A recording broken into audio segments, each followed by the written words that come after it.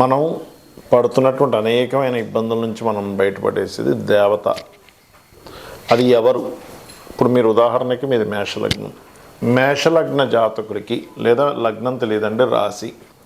ఆ రాశిలో ఏ నక్షత్రం అయినా కావచ్చు, అంటే అశ్విని కావచ్చు, భరణి కావచ్చు, కృత్తికా నక్షత్రం కావచ్చు, ఒకటో పాదం.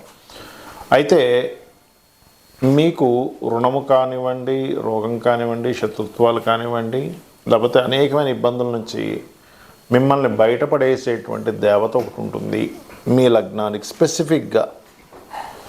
అదేమిటి, అది ఎలా ఆరాధన చేయాలి అనేటువంటి అంశాలు చెప్తుంది నేనైనప్పటికీ చెప్పిస్తుంది సాక్షాత్ లలిత అమ్మవారిగా భావిస్తూ ఆ లలితాంబిక అమ్మవారి యొక్క అనుగ్రహం పరిపూర్ణంగా కలగాలని మనస్ఫూర్తిగా కోరుకుంటూ, మిథునం వారికి గనక చూసుకున్నట్లయితే ప్రధానంగా మీకు ఏ దేవత ఉపాసన చేయడం ద్వారా రుణ రోగ శత్రువుల నుంచి బయటపడడం జరుగుతుంది. మీ యొక్క జీవితం చాలా ఆనందదాయకంగా ఉంటుంది. గుర్తుపెట్టుకోండి, మీ యొక్క లగ్నాన్ని నేను ఎప్పుడు కూడా చెప్తూ ఉంటాను, నడిచే వికీపీడియా నేను పెట్టుకున్న పేరు. ఎందుకంటే ఎప్పుడు నాలెడ్జ్ గెయినింగ్ చాలా ఉంటుంది మిథునం వారికి. మరి ఈ మిథున లగ్నం వారికి ఎటువంటి ఫలితాలు వస్తాయి, ఏ దేవతారాధన చేయాలనేటువంటి అంశాలు చెప్తుంది నేనైనప్పటికీ చెప్పిస్తుంది సాక్షాత్ లలిత అమ్మవారిగా భావిస్తూ ఆ లలితాంబిక అమ్మవారి యొక్క అనుగ్రహం మీకు పరిపూర్ణంగా కలగాలని మనస్ఫూర్తిగా కోరుకుంటూ, ఇక్కడ గమనించినట్లయితే ఈ యొక్క మిథునము వారికి పంచమాధిపతి శుక్రుడు. అందుకనేంటి, లక్ష్మీ ఆరాధన లేదా లలితాదేవి యొక్క ఆరాధన, ఏదైనా ఒక అమ్మవారి ఆరాధన మీరు చేయవచ్చు. అయితే పంచమంలో ఏదైనా గ్రహం ఉంది మీకు, ఎందుకంటే పంచమంలో ఒక్కోసారి గ్రహం ఉండొచ్చు, ఉండకపోవచ్చు. అప్పుడు ఆ గ్రహ సంబంధించి చేయాలి. ఉదాహరణకి పంచమంలో సూర్యుడు ఉన్నాడు, నీచ పొందుతాడు కదండి, అప్పుడు గోధుమలు ఎక్కువగా దానంగా ఇస్తూ సాధన చేయాలి. లేనట్లయితే ఏమవుద్దంటే, నీచబడ్డ గ్రహం ఉన్నప్పుడు ఒక్కొక్కసారి మీరు గోధుమలు ఇవ్వకుండా కనుక మీరు దానం ఇవ్వకుండా కనుక మీరు సాధన చేస్తుంటే ఆ సాధన పూర్తి స్థాయిలో ఫలించదు. అక్కడ నెగిటివ్ పాజిటివ్ రెండు ఫలితాలు వస్తుంటాయి ఒక్కోసారి. అందుకే చూడండి, కొంతమంది అంటుంటారు, ఏమండి నాకు అర్థం కావట్లేదు, ఆ టెంపుల్కి వెళ్ళాక నాకు ఏదో జరిగింది అంటాడు, లేకపోతే చాలా అద్భుతం జరిగింది అంటాడు. అంటే అర్థం ఏమిటి, అక్కడ రెండు రకాల ఫలితాలు వచ్చేటువంటి కాంబినేషన్ అక్కడ ఏర్పడింది మీకు. అయితే ఇక్కడ అమ్మవారి యొక్క ఆరాధన చేసేటప్పుడు మీరు గమనించండి, అమ్మవారు స్త్రీ స్వరూపిణి. స్త్రీ రూపంలోనే అమ్మవారు మీకు ఒక లాభం చేస్తూ ఉంటుంది. అంటే మీకు తెలిసిన స్త్రీలు కావచ్చు, తల్లి కావచ్చు, చెల్లి కావచ్చు, అక్క కావచ్చు, ఎవరైనా కావచ్చు. ఇక్కడ ఏంటంటే, ఈ రూపంలో ఎప్పుడైతే మనకి ఉంటుందో, అంటే పంచమ స్థానాధిపతి శుక్రుడు ఎప్పుడైతే అయ్యాడో, వీళ్ళ రూపంలోనే మీకు ఒక సజెషన్స్ అంతుంటాయి. ఇప్పుడు కూడా ఒక దేవతను ఆరాధన చేసేటప్పుడు ఆ దేవత మీకు ముందుగా జరగబోయే అంశాన్ని చెప్తూ ఉంటుంది. గుర్తుపెట్టుకోండి, అది రకరకాల మీ సాధన ఫలితాన్ని బట్టి, మీ సాధనలో ఎంత తీవ్రంగా వెళ్ళారనే దాన్ని బట్టి మీకు ఒక్కోసారి స్వప్నంలో చెప్పచ్చు, చెవులో వినబడేలా చెప్పచ్చు. నిజంగా చెప్తున్నాను, ఇదేదో సరదా కదా అందరికీ, అది ఏదో అలానే కదా. సాధన చేసి ప్రతి ఒక్కరికి దేవతలకి ఎట్లా అంటే, మనం హెచ్చు తగ్గులు ఏమి ఉండవండి, కులమతాలు లేకపోతే వీళ్ళు ఈ క్యాస్ట్ ఆ క్యాస్ట్ ఏమి ఉండదు. దేవతకి ఒక జీవుడు అంతే. మన అందరికీ చీమలు ఎలా ఉంది ఒకలాగే కనిపిస్తే అది అంతే అనమాట. కాబట్టి మీరు ఎక్కువగా అమ్మవారి ఆరాధన శుక్రవారాలు చేయడము, శుక్రవారాల పూట, అంటే రోజు చేయండి సాధన, కానీ శుక్రవారాల పూట ప్రత్యేకంగా అమ్మవారికి ఏదైనా పాయసాన్నం గట్రా నైవేద్యం పెట్టడము, తీపి పదార్థాన్ని నైవేద్యంగా పెట్టడం చేయడం ద్వారా లైఫ్లో సంకల్ప శక్తి అంటారు, అంటే సంకల్పం నెరవేరుతుంది. గుర్తుపెట్టుకోండి, మీకు పంచమంలో ఉండే గ్రహాన్ని బట్టి కూడా ఆరాధన చేయాలి. ఏ మంత్రుల్లో ఏ గ్రహం పంచమంలోకి వస్తాయని చెప్పాను. అయితే అందులో ఒక్కొక్కటిగా చూసుకుంటే, రవి కనుక వస్తే సూర్యుడు, చంద్రుడు కనుక వస్తే రాజరాజేశ్వరి అమ్మవారిని ఆరాధన చేయండి పంచమ స్థానంలోకి. ఎందుకంటే గోచారంలో గ్రహాలు వస్తూ ఉంటాయి. బట్ పర్మనెంట్గా మీ రాశికి ఒకటి చెప్పాను, బట్ పంచమంలోకి వచ్చిన గ్రహాన్ని బట్టి కూడా మార్చుకుంటూ ఉండాలి. ఇప్పుడు నేను మీకు మేషం వారికి ఇప్పుడు కేతు ఉన్నాడు పంచమంలో అని చెప్పాను. అలాగే వృషభ రాశి వారికి నెక్స్ట్ శుక్రుడు వస్తున్నాడని చెప్పుకున్నాం. మిథునం వారికి ఒక 2 నెలల తర్వాత శుక్రుడు అక్కడికి వస్తాడు. అట్లా మార్పు వస్తూ ఉంటుంది.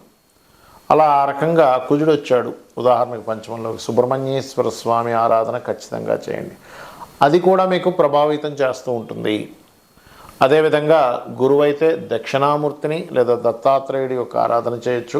బుధగ్రహం అయితే విష్ణుగ్రహాన్ని అంటే విష్ణుమూర్తిని బుధగ్రహం దగ్గర కూడా దీపారాధన చేయొచ్చు. అదేవిధంగా శుక్రుడైతే అమ్మవారు లలిత అమ్మవారు అనుకోండి, లక్ష్మీదేవి అనుకోండి చేయవచ్చు. శని అయితే కనుక వెంకటేశ్వర స్వామిని లేదా శివ ఆరాధన కూడా చేయవచ్చు. రాహు, దుర్గా, కేతు, గణపతి ఇవి ప్రధానంగా చేయండి. అలాగే మరొక విషయం ఏంటంటే ఇక్కడ గమనించినట్లయితే ఈ యొక్క పంచమ స్థానంలో ఉండే గ్రహాల గురించి మనం చెప్పుకున్నాం. అయితే ఇది ఆరాధన క్రమం అనేటువంటిది ఎలా ఉండాలి? మీరు ఏదైనా ఒక మంత్రం తీసుకున్నారు, ఆ దేవత సంబంధించిన మూల మంత్రాన్ని మీ గురువుల దగ్గర ఎవరి దగ్గరైనా తీసుకున్నారు, ఖచ్చితంగా 48 నిమిషాల పాటు ఆ జపం చేయాలి. గుర్తుపెట్టుకోండి. అది కూడా నిత్యము చేయాలి. ఒకరోజు చేసాం, వారం రోజులు మానేసాం, మళ్ళీ ఎప్పుడో గుర్తొచ్చింది చేసాం, అది మీకు కనెక్ట్ అవ్వదు. ఎట్టి పరిస్థితుల్లో ఆ దేవత మీకు ఒక్కసారి దేవత కనుక కనెక్ట్ అయితే ఎలా ఉంటుందంటే తను మీకు చెవులో ప్రతిదీ చెబుతూ ఉంటుంది.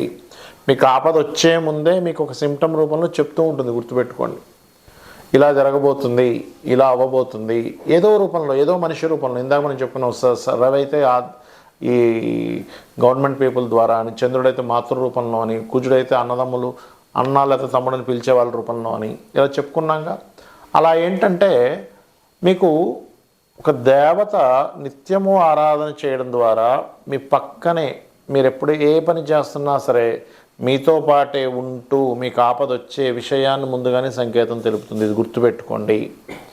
ఇది సత్యం, 100% సత్యం. కాబట్టి మీరేం చేయాలి? ఒక దేవతని కంటిన్యూస్గా ఒక ఆరాధనా భావంతో నిష్కల్మషంగా ఫలాపేక్ష రహితంగా అని చెప్పి భగవద్గీతలో చెప్తూ ఉంటాడు. మీరు పత్రమైనను, పుష్పమైనను, ఫలమైనను, ఉదకమైనను ఫలాపేక్ష రహితంగా ఎవరైతే నాకు సమర్పిస్తారో భక్తితో వాటిని నేను ప్రీతిగా స్వీకరిస్తున్నాను అంటాడు. ఇక్కడ చాలామంది ఏంటంటే ఏమండి కోరిక లేకుండా ఎలాగా మనం పలానా తప్పు లేదు, కోరుకోవచ్చు.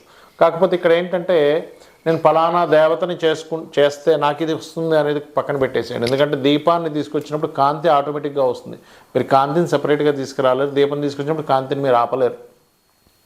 కాంతి దానంతటా అదే దీపంతో పాటు ఎలా ప్రయాణం చేసి వస్తుందో మీరు చేసే ఉపాసన మూలంగా ఖచ్చితంగా ఆ దేవత అనుగ్రహం మీకు కలిగి తీరుతుంది.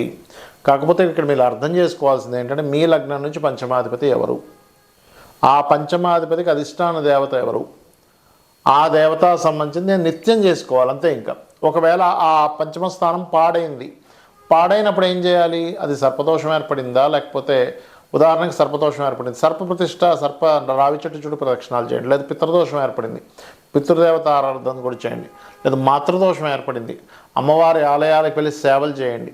లేదా కుజదోషం ఏర్పడింది పంచమంలో, అప్పుడు సుబ్రహ్మణ్య స్వామి ఆరాధన కూడా తీవ్రంగా చేయండి. లేదా ఆంజనేయ స్వామి ఆలయాలకి, సుబ్రహ్మణ్య స్వామి ఆలయాలకు వెళ్తూ ఉండండి.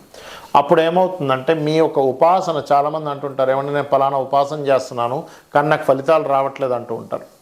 అలా ఫలితాలు ఎందుకు రావట్లేదంటే అక్కడ ఒక దోషం కూడా ఏర్పడింది. ఆ దోషాన్ని క్లియర్ చేసుకొని మీరు ఉపాసన చేయండి. ఖచ్చితంగా అమ్మవారి అనుగ్రహం, మీరు పూజించేటువంటి దేవతా అనుగ్రహం 100% జరుగుతుంది. మీరు లైఫ్లో ఎదగడం జరుగుతుంది.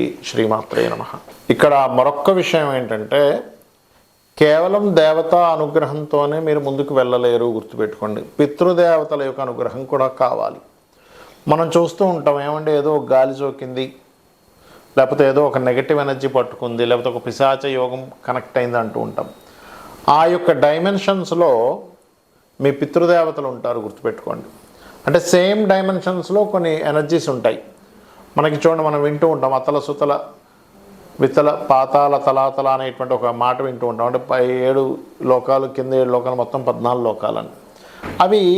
అదేదో లోకాలు అనగానే మన భూమి నుంచి పైన ఉండడం, కింద ఉండడం కాదు. ఒకే దగ్గర డిఫరెంట్ డైమెన్షన్స్లో ఉన్నాయని అర్థం. ఆ డిఫరెంట్ డైమెన్షన్స్లో ఉండేటువంటిది ఒకదానికొకటి కనెక్టివిటీ అసలు మనం ఉందని కూడా మనకు అర్థం కాదు. ఆ రకంగా మీరు కేవలం దేవతారాధన చేస్తున్నాను నాకు మంచి కలగాలంటే అది పూర్తి స్థాయిలో మీకు పూర్తి అవ్వదు. మీ యొక్క సాధన కానివ్వండి, లేదా మీ జీవితం కానివ్వండి, ఖచ్చితంగా పితృదేవత ఆరాధన ఉంటేనే, చేస్తేనే దేవతలు కూడా మనల్ని అనుగ్రహిస్తారట.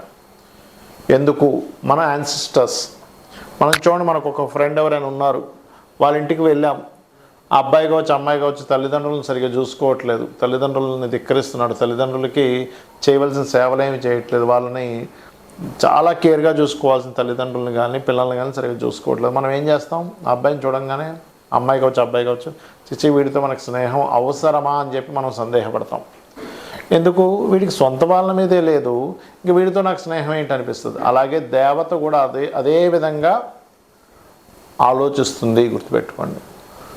వీడికి కనీసం వీళ్ళ పితృదేవత అంటే వీళ్ళ పూర్వీకుల మీద, తండ్రి మీద తాత మీద వాళ్ళకి శ్రాద్ధం పెట్టాలనో లేకపోతే పిండ ప్రదానాలు చేయాలనో పితృదేవత సంబంధించిన తర్పణాలు వదలాలనో లేదు. వీడికి నేను అనుగ్రహించేది ఏమిటని దేవత అనుకుంటుంది, గుర్తుపెట్టుకోండి. కాబట్టి దేవత అనుగ్రహము, పితృదేవత అనుగ్రహం, రెండు అనుగ్రహాలు మీరు తీసుకోవడానికి ఏదైతే సేవాది కార్యక్రమాలు చేస్తూ ఉంటారో ఖచ్చితంగా మీకు ఫలితం అనేటువంటిది వస్తుంది.